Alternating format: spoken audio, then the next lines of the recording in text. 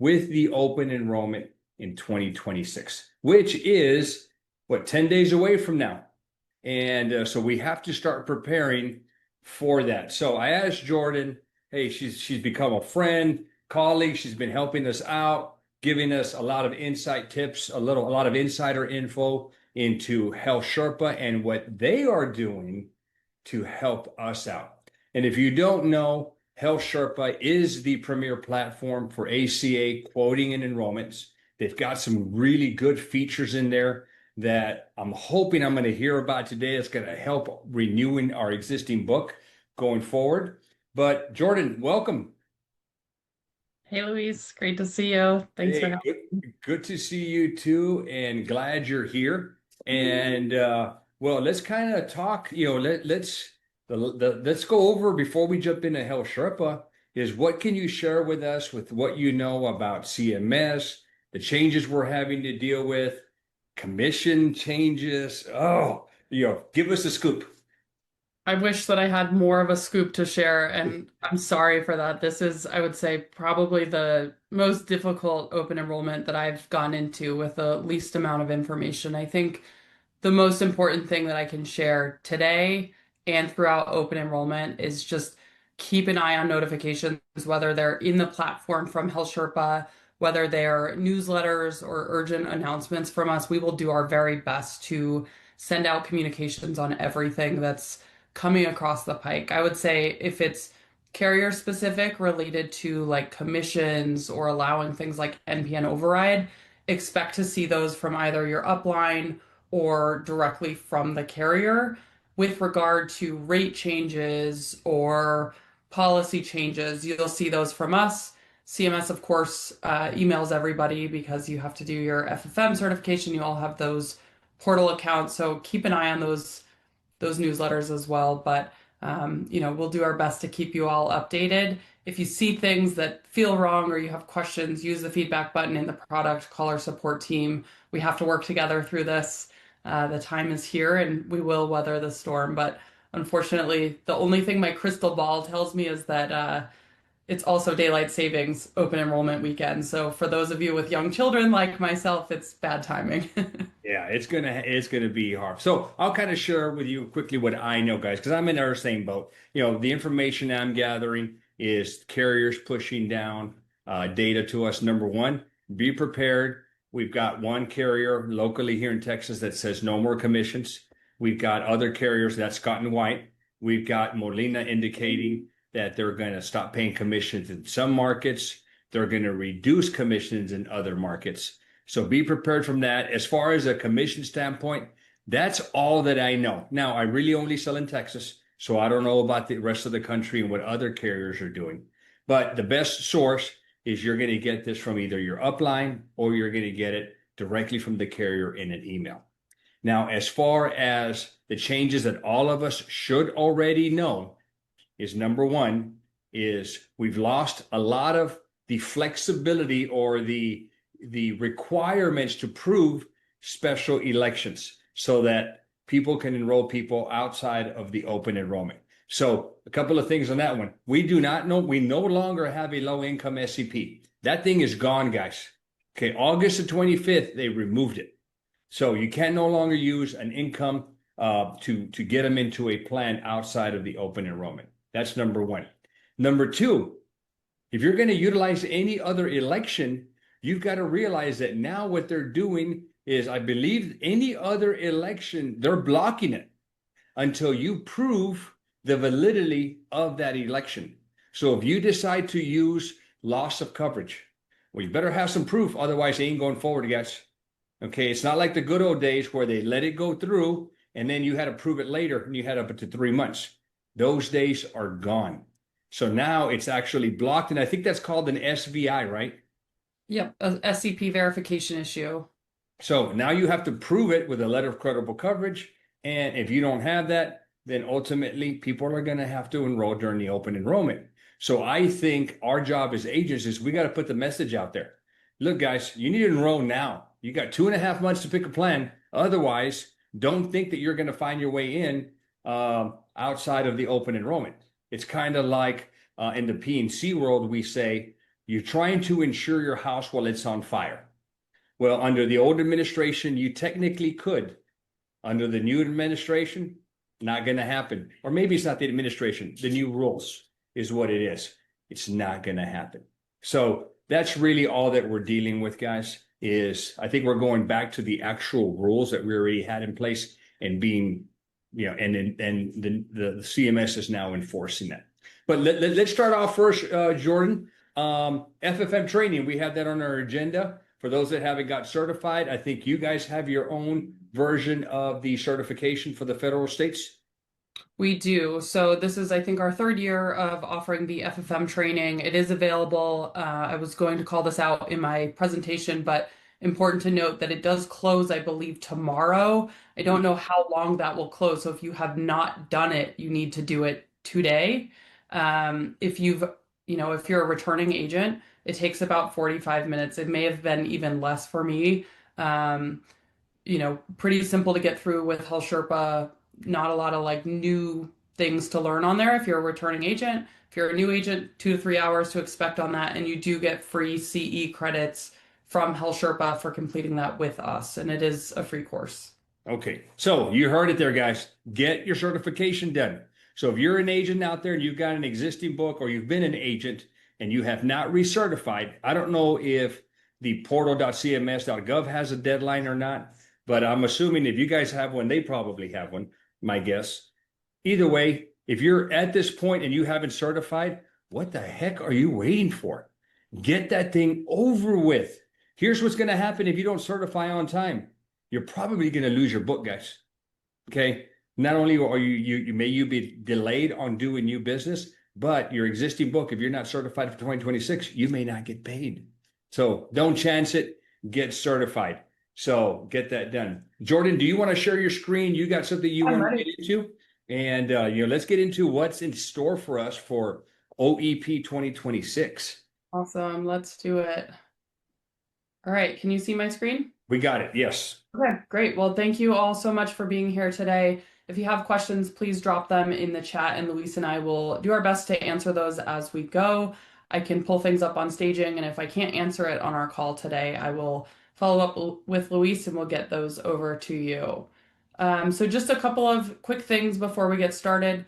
Really important to call out. I've been saying this for several months in all of my agency meetings across the country. If you have not been to a HealthSherpa training in the last 3 months, take a look at this calendar. You'll get these slides following our presentation and the recording today. There are a lot of new things on HealthSherpa this year. I'm going to cover most of them, but if you're looking for training in Spanish, if you're looking for agency-specific training, if you're looking for anything on consent and compliance, we have all of these webinars. We've done a great job building out our training and education department. Please take advantage of them before the busy season is here. I know it's already the busy season, but before it's November 1st. So link to our agent training page where you can register for these. If you don't have time to attend them, you can watch the recordings right from that page. You can also just register and we'll send you out a link to that recording. And I'll also add, if there's ever a training topic that we don't cover that you'd like to hear, please let us know and we'd be happy to host that. Luis is always great at doing trainings as well, so you can reach out to Luis and he and I would be more than happy to help you as well. All right, so today's agenda, what we'll cover, ACA updates. We already touched on a couple of these in our intro, but we'll cover them at a high level. Talk about active versus passive renewals. I know it sounds basic, but it's super important to understand the differences, how they work within HealthSherpa. We'll talk about jumpstarting your open enrollment.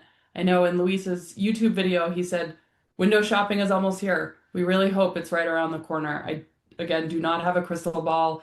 In years past, it's normally the week prior to open enrollment. This is all dependent upon CMS publishing the rates and sharing them with us. As soon as they give them to us, we make them available to you. So know that we're not holding anything back from you. We will open up window shopping as soon as it's available. Just quick piece on that too. If you are new, window shopping is when we can share the rates for plan year 26, and you can start browsing any sort of changes and renewals with your clients ahead of November 1st. We'll talk through the renewal flows on the platform. We've made some important changes this year, so just important to walk through those and what they look like so you know what to expect. Lastly, we'll wrap with resources and some Q&A at the end. And again, I'll do my best to get through any questions as we go. All right, so let's just dive right in. ACA updates. We already talked about getting certified. You do your FFM certification through your portal.cms.gov account. That's where you can find the HealthSherpa training. If you have any questions, go to faq.healthsherpa.com. We have everything you could need in there. And I can tell you I've done this training now for the last, I don't even know how many years. Every year I need help and I go to the FAQ and it walks me through the steps of what I need to do. So you can do that through the FAQ, or you can pick up the phone and call us if you have questions, but do this today. It's pretty simple to get through. The other thing I wanted to talk about is classic DE pathways, aka double redirect going away. Luis, I know you mentioned you don't know what this is, so I bet you that there's a handful. Yeah. Yeah, I bet you there's a handful of others that don't know what this is. The simplest way to say what double redirect is this little button within the platform. You can see it on the Start Application or the Search Marketplace page. If you've been around for a while, you likely know that there were household circumstances that would require you to go to the marketplace. We know that some agents just liked going over to the marketplace to confirm that your NPN was on the application. CMS is requiring us to sunset this year. I don't actually know why we are sunsetting it, but we've been hard at work since EDE came out to ensure that we account for all household circumstances on the application. So much so that when we announced this, obviously we got some agent pushback saying, hey, this is really important. I need to use this. If you are using double redirect today and you have specific household circumstances that require you to go to the marketplace, please contact us and let us know, what those are. I'm actually going to drop my direct email into the chat right now. Feel free to email me. We've been collecting these, and you can do things like update the primary applicant name, social, those things that used to require a redirect. So we've fixed, I think, the majority of those. But again, if this is concerning to you, please reach out to us, and we're happy to provide additional training. Or anything that you need to make sure that those use cases are addressed. So know that this will be going away November 1st. We are an enhanced direct enrollment partner, which means this applies to us. There are others in the industry that do not have EDE. This will sunset for them the following year. But if you're using HealthSherpa, that's all you need to know. Okay, and then a little bit on some of the ACA changes. So as Luis mentioned, on August 25th, the 150% FPL SEP ended. The DACA recipients were no longer marketplace eligible, and a DMI would be generated when tax data is unavailable. The segment in the section here, again, you'll all get these slides. These are the items that are on pause. So in August, a court determined that certain elements of this final rule would not be allowed to start yet. And so those are on what's called a pause, and they will not start unless that has been appealed. So this is really important. So that's the DMI for certain income variances. We've been saying all year, hey, proactively collect income documentation from your clients, particularly if they're self-employed. You should still do that, but the likelihood of them generating DMIs might be lower now that this is on pause. The SEP pre-enrollment verification. So this is another little quick win here. If your client has a qualifying life event in plan year 26, they are currently not required to provide that before their coverage will start. Who knows if that'll change? I would still encourage you to collect that documentation, and you can store it on HealthSherpa. But currently, the way this is working is that if a client loses minimum essential coverage, you have to collect that documentation and upload it to the marketplace before the carrier even gets that enrollment. So make sure that you understand what an SVI is. You can look at your follow-ups in the platform. You can pull reporting on SVIs. And if you see that an SVI expires, that means your client is not going to get their coverage. The file is literally never sent to the carrier. So just really important that you take care of that. I'm going to go back a little bit to the DMI pause here. I just had a question in the chat. The pause on this, we knew that part of the final rule was that there would be a higher likelihood of more consumers generating data matching issues. So this being on pause means that you are less likely to have to provide additional documentation for things like income, citizenship, this was primarily around income, I would still suggest that you get income documentation and have it on file, which you can securely store in HealthSherpa, so that following an enrollment, if your client generates a DMI, meaning there's some discrepancy between, what they're telling you and what you've submitted and the government systems, that you would have to then provide documentation for that. So if you collect it in advance, like proof of income, particularly if they're self-employed, lower income as well is another example, then you'll just have that documentation and you can submit it. So really, our read on the DMI piece before it was on pause was that it would just be more work for you. So it's a good thing that this one's on pause because hopefully you'll have less follow-ups after open enrollment. And the important thing to remember with a DMI is that the carrier still gets the enrollment data, but if you do not resolve the DMI, then they are not eligible for that subsidy. And you know that your client is not likely to pay a $900,000 bill that they get from the carrier. So hopefully less follow-ups after open enrollment. Hey, Jordan, can you explain a DMI? Yeah, a DMI stands for a data matching issue, and that is, again, when whatever is on the application does not match in the federal system. So whether that's coming from the IRS or let's say, for example, you say that the client doesn't have a social, or you're going to have to be able to provide proof of citizenship or, proof of how they're here in the US. So the system will spit out what's called a DMI, which requires you to upload that document to the marketplace. They validate that, and that's how your client is eligible for those advanced premium tax credits. These are super important. Within the platform, you can resolve them. We tell you what documents are accepted. We give you attestation letters if your client is not able to get those on time. So you'll be able to see right from the platform if there's a follow-up right after you submit the application. It'll tell you on the confirmation screen, yeah, Luis, typically wrong social or date of birth. Your client, if they provide you an email, will also get an email from HealthSherpa saying, hey, what to do next? And it's going to tell them what sort of documentation they might need to provide.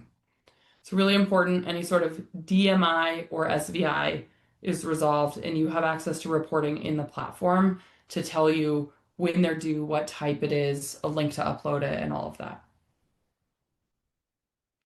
Okay, the next one's a really big one. So for those of you that have books of $0 enrollments, the $5 premium penalty is on pause, meaning if you have clients that have $0 premiums, they can passively renew and they're not going to have a $5 charge imposed. We are still suggesting that you actively renew them, and that's why we'll talk about active renewals on today's presentation. There's a number of reasons to actively renew them. Make sure that their information is still accurate. Make sure that you're still the agent of record, obtaining new consent. We know that a lot of things are happening with the carriers this year. We know that rates are going up. We don't know what's happening with advanced premium tax credits, enhanced subsidies, excuse me. So the best thing you can be doing is working with your clients to make sure that they're still in the best plan for their needs. And you should do that through an active renewal. But know that if they do auto enroll or auto renew, there will not be a $5 penalty imposed. Subsidy ineligible after 1 year of failing to reconcile. So, oops. This was previously 2 years. So if you did not reconcile your advanced premium tax credits through your tax returns, you would not be eligible after 2 years. It was changed to 1 year. This is now on pause, so it will remain the same. You may have seen some of these notices in the platform. You would be able to look at marketplace notices and you would see this failure to reconcile status within there. The last one is the past due premiums could be required to effectuate. And this one was a little bit tricky because I think carriers were able to implement this however they wanted to. So there may have been some discrepancies between the carriers in the industry. So this one's on pause, which means let's say you enroll a client in Ambetter and they previously had a balance of, $350. The way that the rule was written is they would not be effective until they would, or effectuated until they paid that past due balance. That's on pause. So they can still be effectuated even if they had a past due balance. And then for plan year 27, Open enrollment will go back to what it used to be, which was November 1st through December 15th. This year, you have November 1st through January 15th. But just keep in mind that if you're looking for that 1/1 effective date, you have until December 15th. Anything after December 15th will be the February 1st effective date.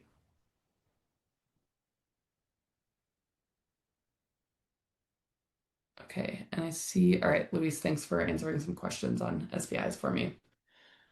All right, again, back to my crystal ball. I'm really sorry that I don't have better answers. I hate this as well, but the future of subsidies remains uncertain. So wanted to just share a little bit of background around, CSR funding and kind of what the last several years in this market has looked like. Right now, we know that subsidies enhanced advanced premium tax credits, which is such a mouthful to say, all these acronyms in this industry, are set to expire at the end of this year. We also know that silver loading is still in place, which is keeping premiums higher for silver plans. We don't know what's going to happen with either of these. We know that legislative action needs to take place in order to extend these enhanced subsidies, and we don't know what is going to happen to silver loading. So I was on a call with our team earlier today, and really what we're sharing is that keep an eye on the platform. We know that rates may change. We know that there may be discrepancies. We will notify you if things happen. Hopefully these subsidies are extended. It'd be awesome if it happened this week. We'd all be having a big party and celebrating. But again, we don't know. And if it happens later during open enrollment, there will likely be, some things that have to take place, and we don't know what that looks like yet. But we will keep you posted as we find out the outcome of that. All right, so now let's take a little bit of time to walk through active versus passive renewals. Simply put, an active renewal is when you're actively working with a client to help them renew their plan. It can either be consumer driven or you can be driving that renewal. The key piece here is that you or the consumer is taking action to make it an active renewal. And even if they have no changes to their application, no changes to the plan, and it's resubmitted, that counts as active.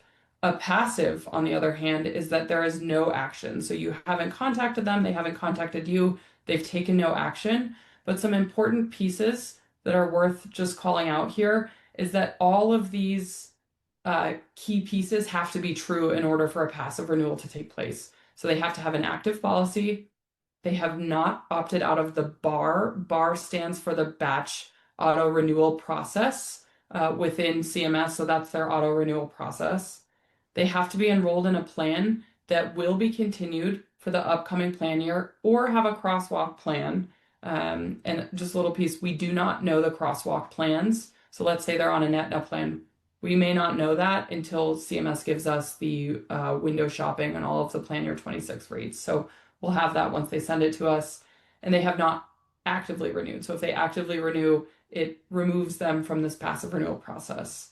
And then in order to continue their subsidy eligibility, they must have provide their tax return access to CMS. Okay, so this slide took me like 5 times looking at it to actually understand what it meant. So I'm going to try to walk through this slowly because I think it's important that everyone understands. We've got an active renewal up top. You have your 2025 coverage where you can update or review your subsidy application. It's really important to understand that the subsidy application is different than your plan selection and actual submission to the marketplace. So you're going to update that. You're going to redetermine their eligibility. You can pick the plan, you confirm, and then you would submit, and that qualifies as an active renewal. Whereas on a passive renewal, the FFM determines all of this automatically. The FFM enrolls them in their current or the closest plan, and that's where this can also be tricky for you as an agent, because if they're moved to the closest plan, maybe it doesn't cover their provider or their prescription. So really important that you understand your client's needs and that you're engaging with them. That counts as a passive renewal. This section here can happen in either direction. So you can start with the plan. You can pick it with them, knowing that there's going to be plan changes this year. That might be a great way to start with your clients, giving their specific needs. And then you can update the application, redetermine their eligibility, and submit. So just know that that's interchangeable, and however you want to do this in the product works. And I'll show you that in a minute.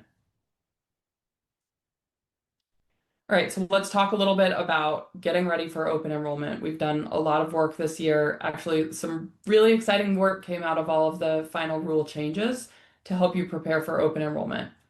So the renewals tab, you can find this within your dashboard. Luis, I think we've covered a little bit of this before, but again, heading into window shopping, this is an important time to understand this. So you'll go into your clients tab of your account from that left navigation bar.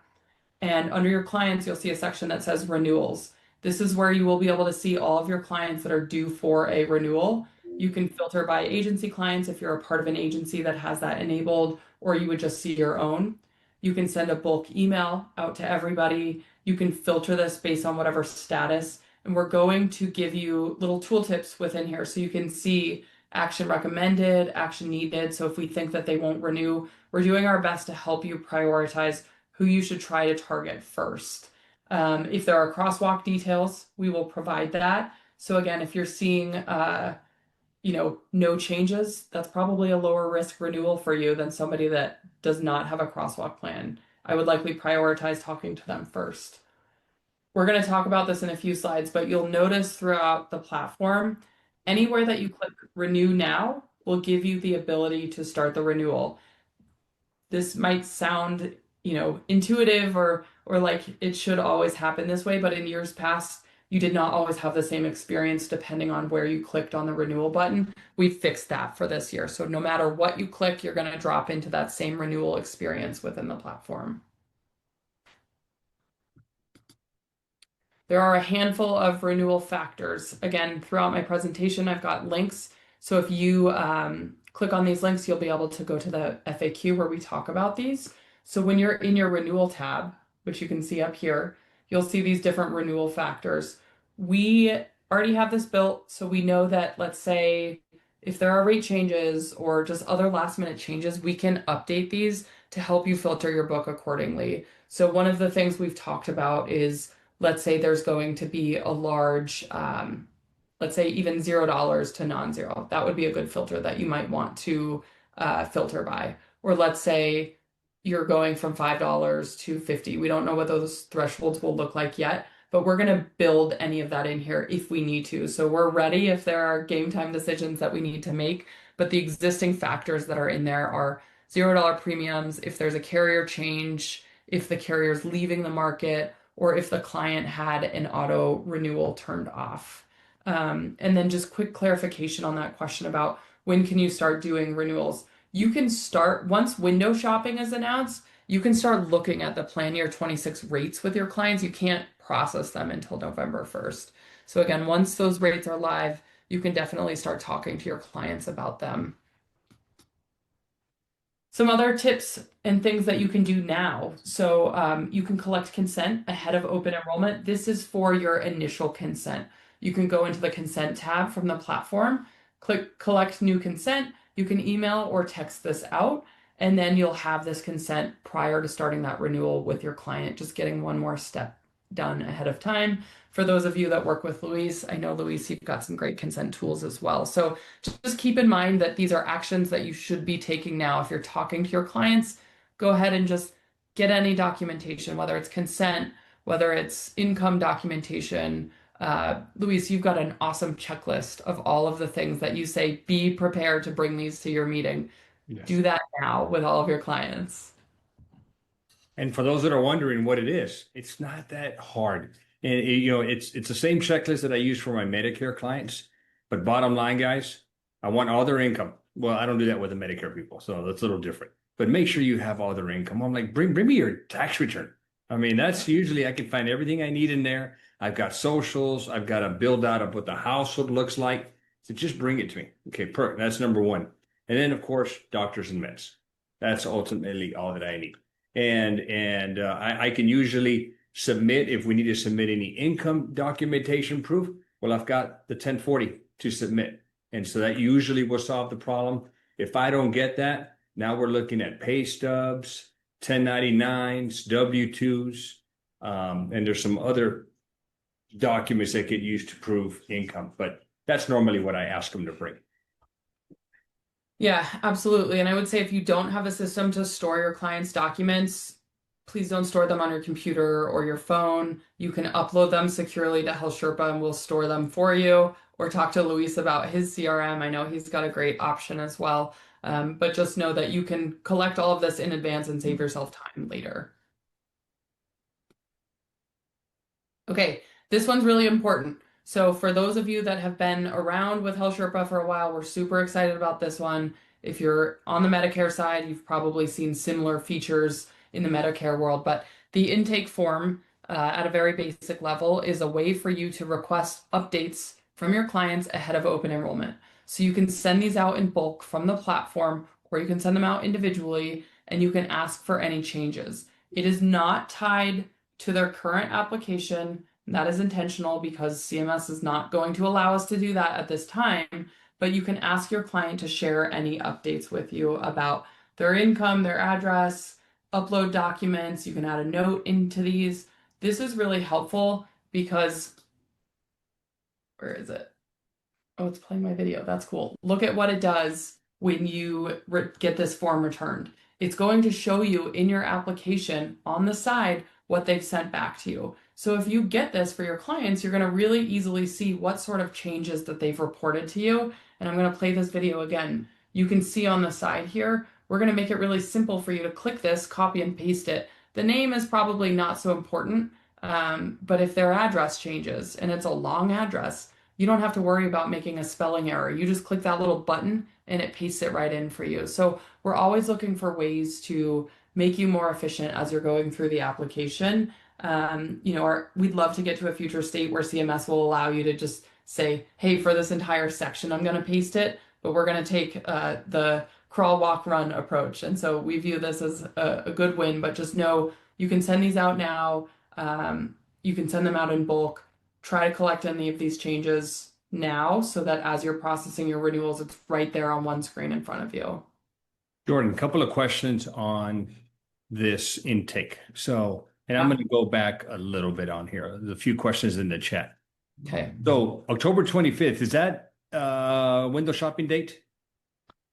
There isn't an official date. It's literally just when CMS announces it. So I would say they always announce it from the marketplace. Like you'll get the email from CMS before you get it from us. Once they announce it, we're usually like an hour later.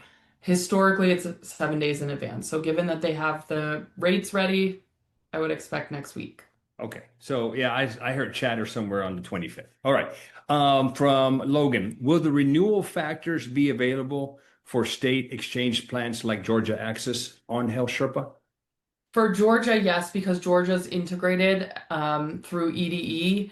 It will not be for other states at this time. Okay, got it. So there are some states that aren't integrated. I think there's 3 or 4 states that are integrated, and then every other state exchange is not integrated. Yeah, so there's actually, let me drop it in the chat. I've got a helpful resource for you. Okay, and while you're looking at that, Jordan, is there a way to save a planned choice for a client during the window shopping window? Yes, you can do that. So you can pick a plan with them. I'm going to show you what our plan comparison looks like for this year, and you can save it. Just know that it'll be saved as a lead within your account. Okay, got it. The only thing I think that's worth calling out there, I think there's always confusion about this every year, is that in window shopping, you're not getting into the Plan Year 26 application yet. So you can look at the plans, but you're not necessarily doing the app yet. So just know that you can look at the plans with them and you can save a selected plan. But once it's November 1st, you still have to do the Plan Year 26 renewal. Okay, got it. Did Georgia open up text messaging capabilities within HealthSherpa? What specifically for text messaging capabilities? If it's consent, we do support that. We also support the one-time passcode for if you're needing to change agent of record for Georgia. But if you could just clarify, I will answer that. Okay, and then Kevin, we'll hit your second part of the consent and attestation here. I think maybe Jordan will cover it. If not, I won't. How about this one? If someone did not file taxes in 2024, It is on pause so they can apply for ACA without filing taxes. Not sure what to do. So 2024, they should already, the extension for 2024 ended a week ago, October 15th. So they should have filed 2024. Yes, and the way that this is, because this is on pause, the 2-year still applies. So they technically have that 2-year buffer to file. So they are still eligible for plan year 26. But I would encourage them to take care of their taxes because they will soon become ineligible. Or if that is appealed, then the 1-year rule would apply and they would likely lose their subsidy eligibility. So if somebody didn't file in 2022, no luck. They're not going to be able to get subsidies because it's beyond the 2 years. Correct. Yeah. But 2023, if they didn't file for whatever reason, they can still get subsidies for 2026 as well as 2024. But that's because of the 2-year rule. Correct. But if we lose the, I guess, whatever the court deal that went through, it can go back to 1 year. That's correct. Yeah. All right. So be prepared, guys. I don't know why people delay. I don't know why they file their tax. They got to file them. Yeah. I don't know. People are people. Okay. Jordan just posted a link to KF, Kaiser Family Foundation. So click on that link, guys.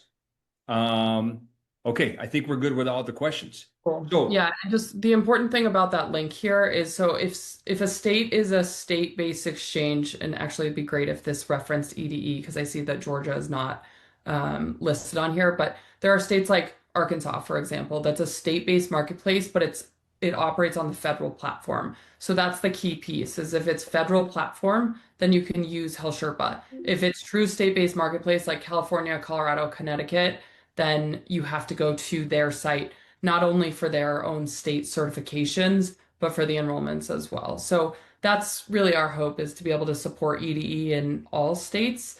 We know that it makes it easier for you to navigate the enrollment and manage your clients. And so that is on our priority list, and we're doing everything we can to integrate additional states. gotcha. Perfect. All Okay. right. We're rocking. Okay, so that was the intake form. Talking about the bulk email for clients. So I'm trying to help you all understand where this is while talking through these slides. So in order to do a bulk email, the best way to do this is from your clients tab of your HealthSherpa account. You can select all clients or you could use a filter. Let's say you want to filter your Aetna book or maybe your Scott and White plans. You select all and you click this bulk email button. When the bulk email pop-up appears, you have different templates that you can choose. So this one shows the renewal kickoff template. The kickoff would just say, hey, it's time to start talking about renewals. Please schedule a meeting with me. You can update the text in it. So if you wanted to say, click on my scheduling link and book a time, you can do that. When window shopping is launched, they can actually start looking at plans themselves. Or if you don't want to include the link, you could still say, hey, open enrollment is here, schedule a time with me.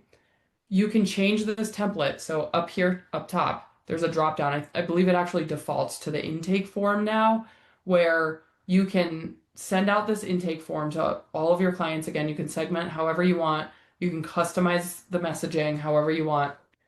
You can send yourself a test message as well.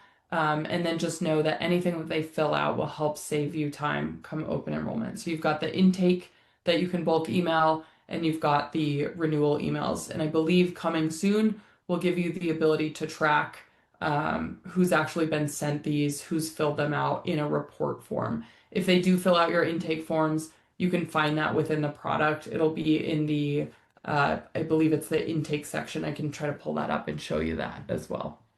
Jordan, so if they use HealthSherpa's consent platform and they need to pull up a consent because there's a complaint, what's the process?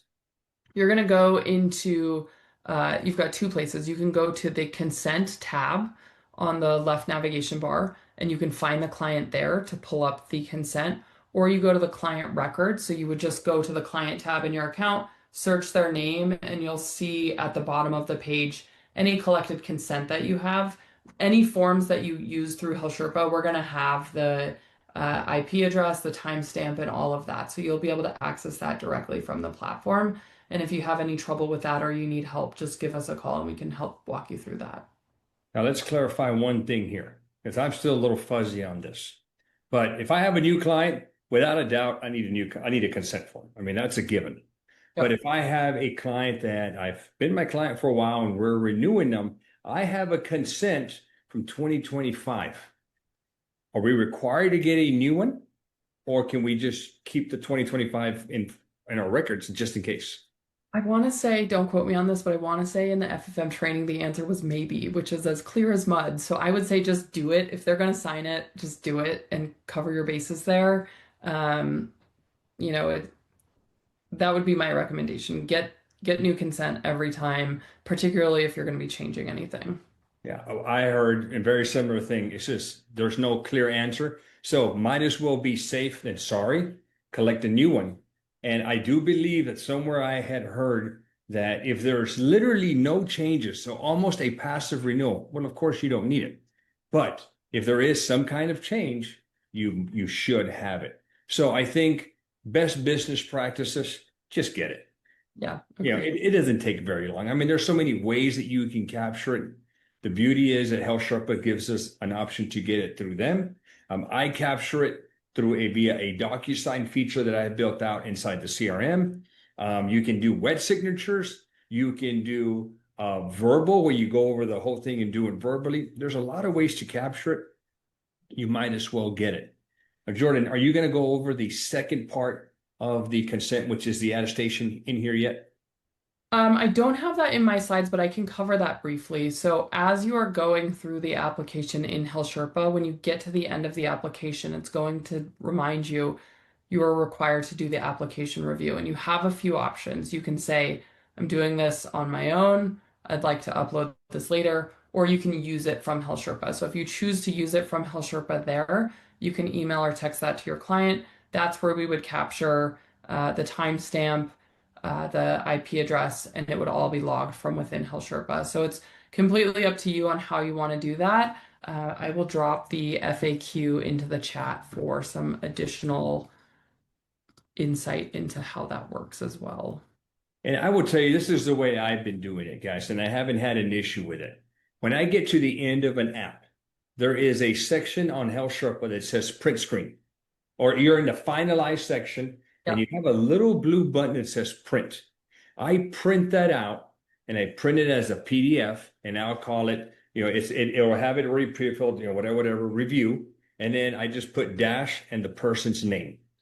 Then what I do is I email that, or I can text it. But either way, my client is getting a link for me, a hyperlink that they can open up that print screen, and it's got everything on there. All of their contact information, the household information, dates of birth, who's enrolling, who's not, the answer to all the questions, and the income information. So when I send that to a client, I'll ask them, please review, click on the link and please review, make sure everything is correct. If everything is correct, please reply back to however I got that to them via email or text. And I tell them, reply back with I confirm, or everything is correct. Whatever the answer is that affirms or that attests that what's on the app is correct. Now, once I get that, I've completed my second portion of the compliance. And this is what I'm thinking is going to get agents in trouble going forward next year, guys, is that under one of the new rules that hasn't been talked about a lot is that in the past, if there was a discrepancy between the amount of income and amount of subsidy that somebody got, and if they got too much, there was a cap on what they paid back. Okay. And the cap wasn't very much. Unless you were over the 400% on that federal poverty level, you had a cap. Yes, it was, you paid some of it back, but it wasn't that big of a hit. Well, that cap has been removed, which now means that if there's a discrepancy in that income and they get too much help, they will have to pay every penny back. So just imagine if the income is misstated and now they have to pay back, maybe they got $1,000 too much every month, they're going to have a $12,000 tax liability. not a 1,400. I don't know what the cap was. I think it was 1,400, somewhere in there. A $12,000 liability in that scenario that I just painted. Guess what? They're going to go berserk on you. They're going to go berserk at the tax meeting, and the first person they're going to call, because the tax person is going to say, it's not me, it's your health insurance agent. This is the health insurance problem. And guess who the next person they're going to call? Get ready for that battle. So you need to prepare yourself to win that battle, guys. Only way you're going to win that battle is if you're like, look, no, hold on, slow your roll, Jordan. Look, I sent you a confirmation or the review where you told me this is what your income is. What do you want me to do? I don't know. I can't look at your income status throughout the year. So you told me it's what it was, and that's what I put in. I am at that point golden. But if you don't have that, guys, I don't know what the recourse is going to be, but it's probably not going to be good. Yeah, and you don't want, a complaint that gets escalated to the carrier, and then you risk, any sort of suspension, which now puts your business at risk. So it's an extra step. It's been around for a while. We're trying to make this as easy as possible, but as Louise said, make sure that the client is reviewing their information and saying that it's accurate so that you're not on the hook down the road. And I would tell you, it's a good thing. I am not the best typer. I mean, sometimes I'll miss something, or sometimes they'll come back and like, oh, I forgot to give you the apartment number. It's really a good process. I like it. But then it gives us that protection that the data that we're entering is what they gave us. And now there is no, you put 25,000, Luis, I make 50. I'm like, well, you told me 25. Look, I have the proof. Here it is. I'll even send it to you again. I sent you this link on November the 5th at this time, and you replied back 2 minutes later that it was correct. You're going to have all that documentation. And guess what? You can shut them up when you can pinpoint like, no, I sent it to you, Jordan, November the 5th at 10 a.m. in the morning. I sent it to you at 10:02. You responded back with everything is correct. Take a look at it. In fact, here's what I'm going to resend it to you so you can look again at what you confirmed. And at that point, Jordan doesn't have any ammo. She can't be mad at me now. She probably still is, but it is. I'm not going to be mad at you, Louise. Yeah, I get where you're going. And yes, Charles, the application review and attestation is available in the platform. So you can do all of that through HealthSherpa. Perfect. Hope that helps you out there, Charles. Thanks, Louise. All right, so let's talk a little bit about renewals. I've got a little bit to cover in our next 10 minutes or so. So I want to make sure we get through all of this. So two things that we'll cover: the agent-driven application, so that's the most important for you all, and the consumer-driven application. We'll spend a little bit of time on that as well, so you understand what your clients will see if they do the renewals themselves.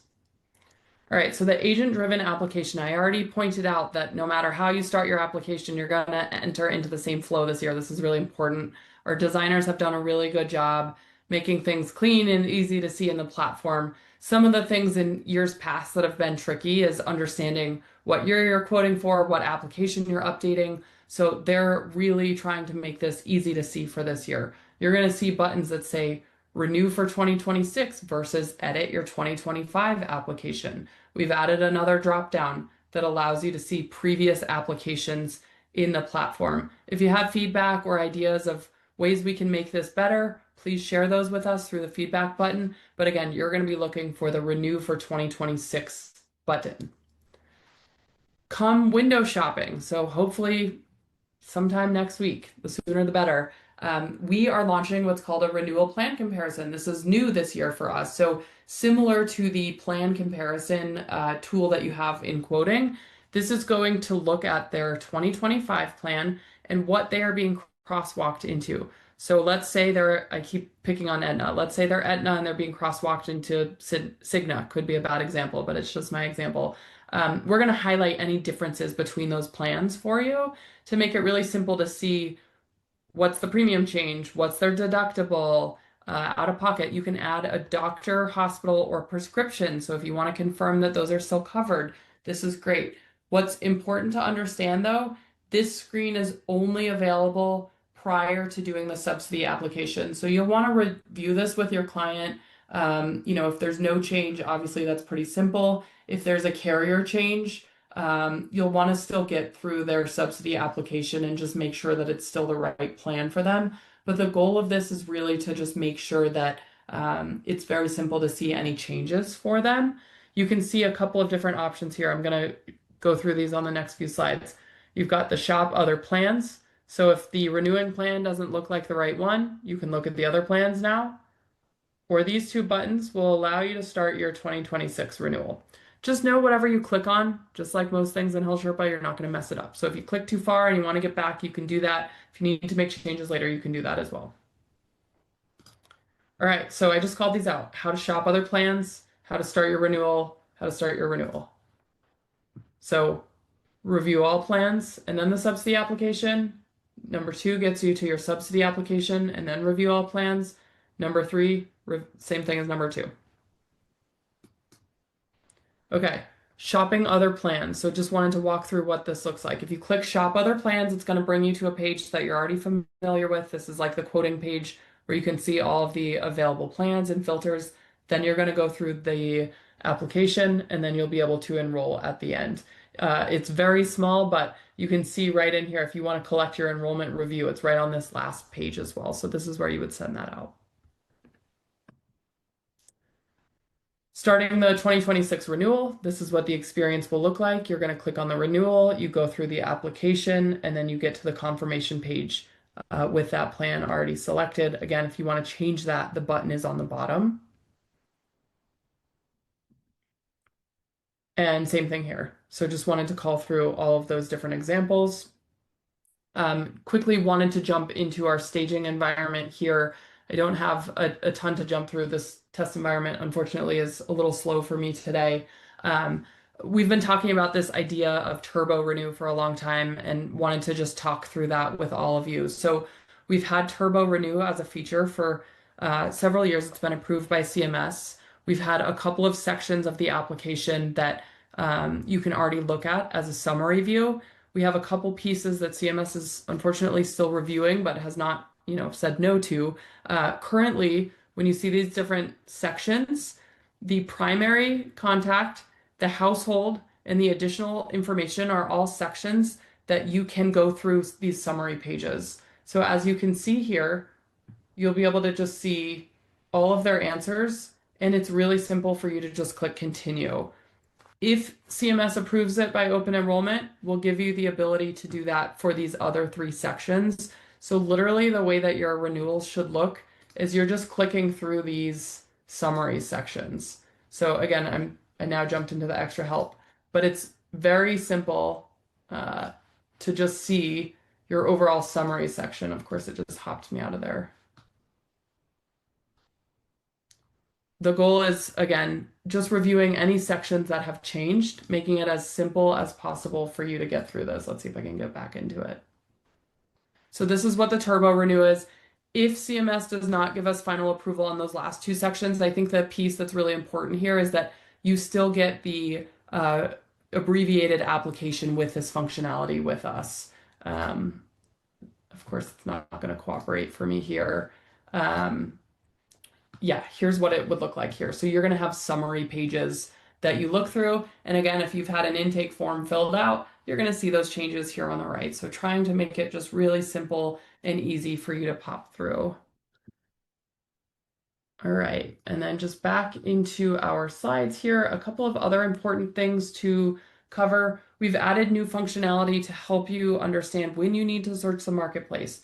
So if we detect that you have a client in your book that you've got a 2024 application for, but not a plan year 25, if you click the search the marketplace button, we're going to open up the search marketplace option with their information pre-filled. You'll be able to search from there. You can start their renewal. So again, really trying to help you identify any clients that you need to keep in your book.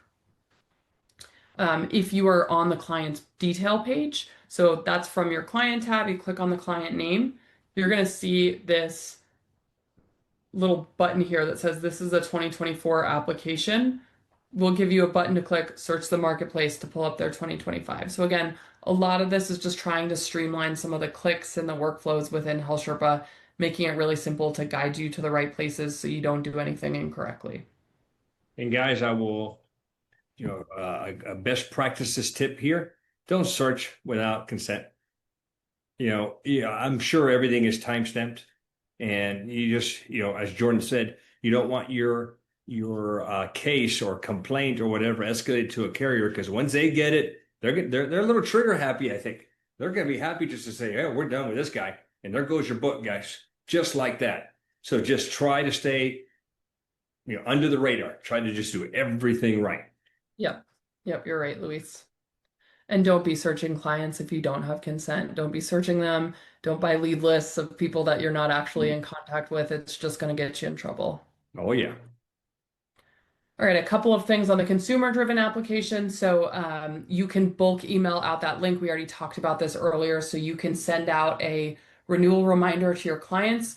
The link that's in there is similar to your marketing link. So if they click the marketing link and they have a 2025 plan, they can start their renewal. They're going to be able to see this plan comparison page as well. Again, I think with all the changes happening this year, my advice would be tell your clients to set up a meeting with you and review their options. What you don't want is them re-enrolling in a plan that their doctor isn't covered or their prescriptions aren't covered and now they're unhappy with you. So they can do this. It's a great fallback, but our best advice is obviously you're there for a reason. You're their trusted advisor. Work with them, make sure that they've got the right plan selected. Again, the marketing link is a great tool if you're not using it. Put this in your email signature. Distribute it within your network. You can tell your clients, hey, if you're happy with my services, please refer me. You know somebody that might be eligible for ACA, have them click on this link and see what they're eligible for. I personally use this link all the time to say, hey, let's take a look at your income and see what you qualify for. Anybody that enrolls through this link, your NPN will automatically be attached to it. Important to have your carrier settings up to date within the platform for who you're appointed and not appointed with. But again, just another way to grow your referral base and grow your business. The consumer dashboard is something that we don't talk about often, but if your clients do have a HealthSherpa account, so they enrolled in a 2025 plan, they got an email from HealthSherpa, they can create a HealthSherpa account that shows them their coverage details, any follow-ups that are required. You can encourage them. If you get an email from HealthSherpa, this is a technology tool that I use. Please create your account. You can see your coverage details on there. You can upload your documents. If they have this account set up, which you can contact us to resend them the email if you need to, they can do their renewal as well. Again, best practice here, connect with your clients, but just wanted to cover these other features they have access to. All right. I know I just kind of rushed through those, but just lastly, some resources. So from within the platform, the question mark icon up top, what's new guide, keep an eye on that. We're constantly updating things and launching new features, getting started. Bookmark the Help Center. That's the FAQ page. That is like the #1 bookmark from HealthSherpa. Make sure you save that. Agent training is our training and education department. You can email our support team. You can chat with them right from the dashboard, or you can call us. And our average hold times during open enrollment are less than a minute. So we really pride ourselves on making sure that we're available for you when you need help. Again, this will be distributed. Here's our extended hours for phone support. So open enrollment starts next weekend. It's crazy. I can't believe it's here. Here are our extended hours. You can call, email, or chat. Again, I shared my information in the chat. If you ever have something urgent come up and you can't get a hold of us, please reach out to me. I check my email more often than I should. So we're here as a resource for you, and we're wishing you all a successful open enrollment. Hold on. Now I can talk. I got a little gold I'm going to share with you, and you kind of tell me if this is gold or not. So I got my team. We're sitting here trying to determine, hey, what's our renewal strategy? So check this out, guys. And I shared the link with you where you can open up the document and make a copy and keep it for yourself. But this is the way we're going to operate, guys. So I make this little checklist for my team because we know what's going to happen. We lost the enhanced subsidies. We're not going to deal with standard subsidies, which bottom line, it means people are going to pay a lot more. So #1 is we're going to be doing this. Hey, get the data from your insured. Confirm their current plan details. Find out what metal tier, that should be a T, not an F. You're going to review income. So ask them, what's their income going to be for 2026? Okay, that's what we need to know, not this year, next year. Okay, ask them about whether there's any life changes or if they're going to have any changes to their household. Is their house changing in some fashion? Kid aging out, they have a newborn, divorce, maybe getting married, who knows? Next thing is ask about their network, talk about their doctors, okay? Get their prescriptions. You're going to need this, okay? And then find out, hey, what are your needs looking like next year? Maybe they took care of something major and they don't need such a rich plan next year, because next year I think is going to be the plan or the year of we start doing some metal changes with our clients. All right. And then finally, hey, Mr. Client, what would you like to change or improve in your current plan? So you want to find some pain. All right. So this is how I'm going to strategically renew my book. So when I look at my client, the first thing I'm going to do is, of course, I'm going to look and see what their current plan is going to renew to. All right. So they're paying $100, it goes up to 200. Okay. Are they cool with that? If they're cool with that, let's rock and roll. Let's just turbo renew this thing and let's proceed. If they're like, you know what? No, I'm not cool with that. All right. First thing I'm going to do is I'm going to search for plans in the same metal level, same carrier, but I'm going to see if that carrier has another plan option. So you'll see a couple, maybe they have a standard and a different plan. Maintain that plan, because more than likely you're going to maintain the network and you're going to maintain the formulary. So not a lot of disruption for your insured. Let's say that that's still a no-go. All right. How about we stay with the same metal tier, but now we look at a different carrier? Okay, cool. Let's see if we can solve their problem there. Hey, that doesn't work. Okay, great. Let's go to the next one. Now I'm going to search a different tier, a different metal level, maybe a bronze or expanded bronze, maybe a gold, but I'm going to search first in those two different tiers. I'm going to search with their same carrier they currently have. Again, I'm going to try to maintain the integrity of the network and the formulary for them so there is less disruption. Now, moving to a different tier from a silver, of course, is going to increase their out-of-pocket, which is going to also open up an opportunity for me. Let's say that I'm still at a no-go there. Now, of course, I'm at a different metal level and a different carrier. Okay, everything all together. I hope that kind of made sense.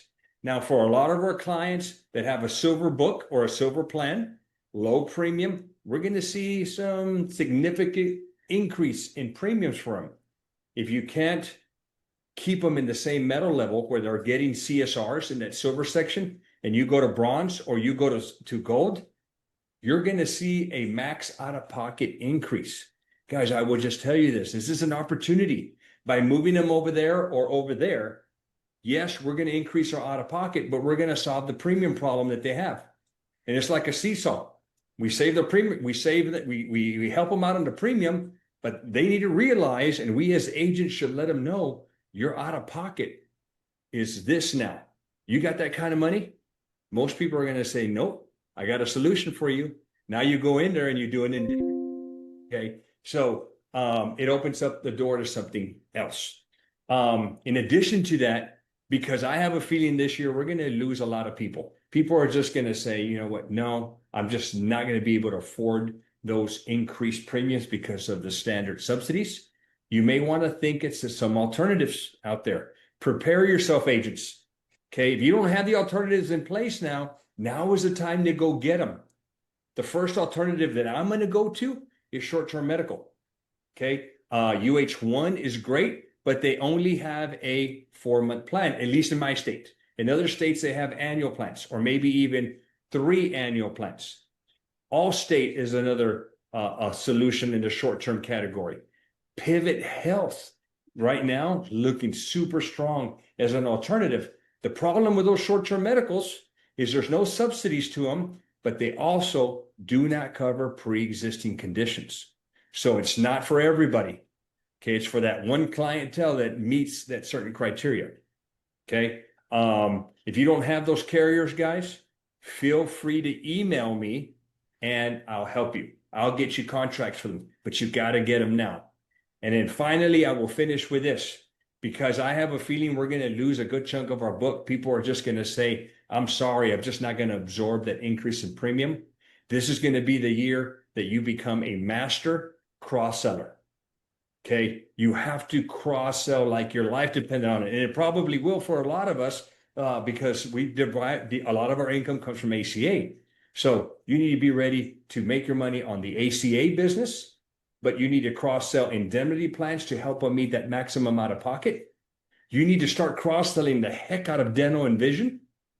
And the fourth thing, guys, and these are needs-based. They have a need, you can sell it. You don't really need a sales hat on for these three products. But the fourth one, you better get good at selling life insurance. This is the year that I think we start rounding out our accounts. Hey, and maybe you don't do it during OEP because it's going to be a busy time for those that have big books. But after OEP, it's going to be very hard to get people written up. It's going to be primed to cross-sell that existing book. So life insurance is huge. I think you got to start preparing yourself, have carriers in line in the ACA market where a lot of our clients are price sensitive. Term insurance is going to be a great option for them. So make sure you're doing that. And finally, for those of you guys that are doing ACA and Medicare, I know this, all of us would give away our least favorite kid for a turning 65 list. Okay. I mean, you guys, they just go crazy. I want a turning 65 list. Yeah. So does everybody that sells Medicare. And that list is pretty elusive. There's really not a list, but you can create your own list from your ACA book of business. Guys, you need to have a good CRM that tracks your book of business, where you enter the date of birth into that CRM, and that CRM starts notifying you when those people are turning 64 and a half. Now you're getting to those people way before carriers are getting to them and way before any other agent is getting to them. So you use your ACA book to expand into other lines. We've got some P&C guys on this call. Hey, the ACA book is there now, another opportunity for you to cross-sell your ACA book. Guys, we're going to have to intermingle as this is the year to do it, because I don't know, Jordan, I have in my mind, if I can retain 70% of my book, I'm going to be happy. And I have a much higher ratio, but with the enhanced subsidies going away in 2026, 70% retention is going to be maybe a far stretch, but I'm going to have to make my money. Yeah. And I think we've been saying this in our meetings is with, difficulty comes opportunity. So, be persistent, be there for your clients. There are also going to be agents and agencies that leave the market. So you will weather the storm and there will be opportunity on the other side of it. So just know that we're here for you and we're all going to get through this together. I agree. And then the last story, I have a lot of stories, but I'm really going to make this the last story, Jordan, because I work with a bunch of nurses here at the Methodist at a hospital system. And one of the stories that I have to share with, and clients think, because I don't need insurance, I just go to the ER. Well, the story I'm going to share with you is a sad story of a client with cancer, and she's got no insurance. And of course, she tried to get insurance after we needed to start producing the documentation. So I couldn't get her in. She's like, it's okay. I'll just go to the ER. Guys, they're not going to treat her for cancer in the ER. All they do is they patch her up. Okay. She's got colorectal cancer. If she goes in there, they patch her up, she's done. Okay. But they're not treating the cancer because she doesn't have insurance. The point to this story, guys, is the ER, going to the ER is not going to be the fix all. Okay. We need to tell our insurance, look, you have to have some kind of insurance. Look, a silver plan is great, but if you can't afford it, the next best thing is maybe an expanded bronze. Yes, it's got a high deductible or a high out of pocket, but it's better than having no insurance. Don't think that you're going to go to the ER and get taken care of. They're going to patch you up. They're going to put a Band-Aid on it. They're going to, if you get, they plug a hole, get shot, whatever, they're going to keep you alive, but they're not going to treat. Okay. That's not what the function of an ER is. So going without insurance is not a solution for a lot of insurers. Unfortunately, some are going to choose that and they'll end up paying the price somehow. But it's going to be a very interesting 2026. And I agree with you, Jordan. With adversity and challenges comes a lot of opportunity. So I have a feeling we're going to be able to make some money. So, guys, I hope that helps you out. Thank you for spending an hour with us. Jordan, thank you so much for taking some time out and helping us out and giving us some good information here on HealthSherpa. You're welcome. We'll have a great open enrollment, everyone. Thank you. Yes. All right. See you guys. Take care. Bye.